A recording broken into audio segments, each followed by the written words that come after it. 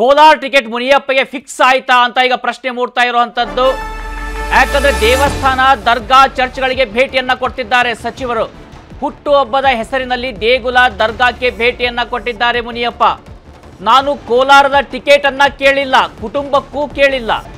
High command ಸೂಚನೆ ನೀಡಿದ್ರೆ ಸ್ಪರ್ಧೆಯನ್ನ ಮಾಡ್ತೀನಿ, ಸ್ಪರ್ಧೆಗೆ ಸಿದ್ಧ ಇದ್ದೇನೆ ಅಂತ ಹೇಳಿ ಮುನಿಯಪ್ಪ ಹೇಳಿರುವಂತದ್ದು. ಕೋಲಾರದಲ್ಲಿ ಆಹಾರ ಸಚಿವ KH ಮುನಿಯಪ್ಪ ಹೇಳಿಕೆಯನ್ನ ಕೊಟ್ಟಿದ್ದಾರೆ.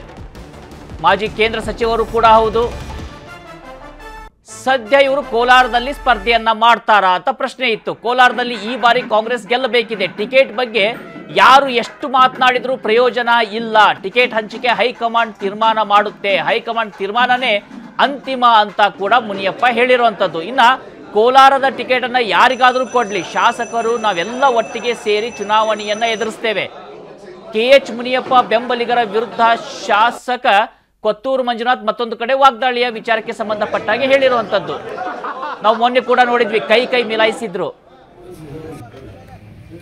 ಕಾಂಗ್ರೆಸ್ ಹೈಕಮಾಂಡ್ ತೀರ್ಮಾನ ತಗೋಬೇಕು. ತೀರ್ಮಾನ ಏನೇ ತಗೊಂಡ್ಲಿ ಅದಕ್ಕೆ ನಾವೆಲ್ಲ ಬದ್ಧವಾಗಿರ್ತೀವಿ. ಕ್ಯಾಂಡಿಡೇಟ್ ಯಾರೇ ಆಗಲಿ ಕಾಂಗ್ರೆಸ್ ಅನ್ನ ಗೆಲ್ಲಿಸೋದು ನಮ್ಮ ಕೆಲಸ. ಆ ಕೆಲಸವನ್ನು ಮಾಡ್ತೀವಿ.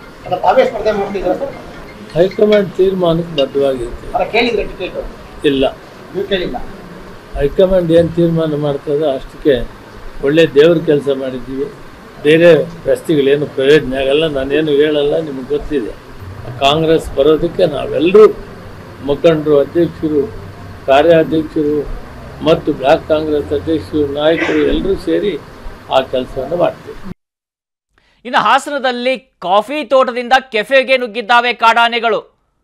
ಹಾಸನದ ಕೆಫೆಗೆ ನುಗ್ಗಿರುವಂಥದ್ದು. ಇನ್ನು ಕೆಫೆ ಬಳಿ ಸಿಕ್ಕವರನ್ನೆಲ್ಲ ಅಡ್ಡಾಡಿಸಿದ್ದಾವೆ ಕಾಡಾನೆಗಳು. ಬೇಲೂರು ತಾಲೂಕಿನ ಚೀಕನಹಳ್ಳಿ ಕೈಮರ ರಸ್ತೆಯಲ್ಲಿ ಘಟನೆ ನಡೆದಿರುವಂಥದ್ದು.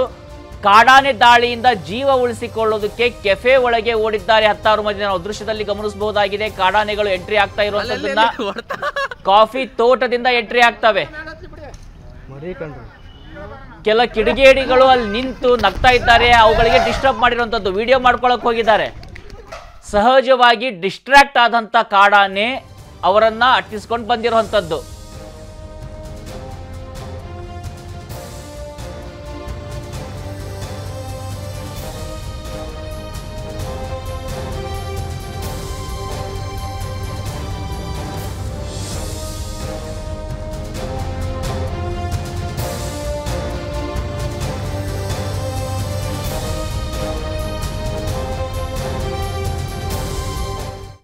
ಕನ್ನಡಿಗರ ಮೆಚ್ಚಿನ ನಿಮ್ಮ ನ್ಯೂಸ್ 18 ಕನ್ನಡ ಈಗ ವಾಟ್ಸ್ಆಪ್ನಲ್ಲಿಯೂ ಲಭ್ಯ.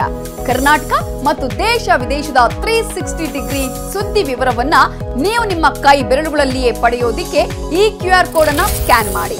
ನಮ್ಮ ಚಾನೆಲ್ ಅನ್ನ ಫಾಲೋ ಮಾಡಿ, ನೋಟಿಫಿಕೇಶನ್ ಆನ್ ಮಾಡಿ.